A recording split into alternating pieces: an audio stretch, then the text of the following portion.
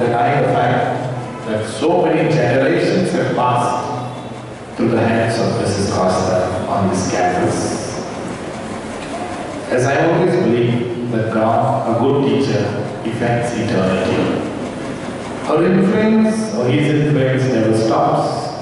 And I am sure today the greatest satisfaction of Mrs. Costa is to see her students flourishing in their lives.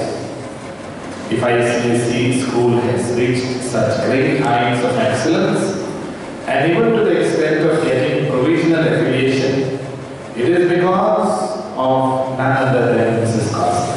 Citizen Society of Education took an initiative to start 2 unaided English medium schools in Vasco and Malagaon to cater to those parents who preferred English medium.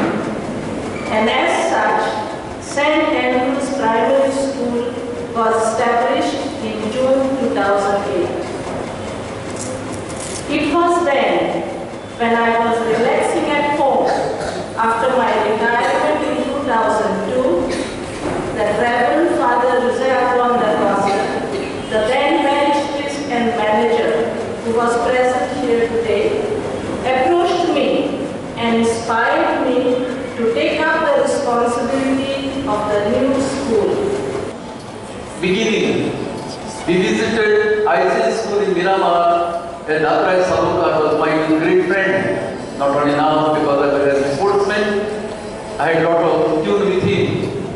So he, together with his everybody, made the foundation of ICS school. We had a lot of dreams, but there was shortage space. The children were increasing what to do. And finally, I thought to put up in that area where I was functioning there.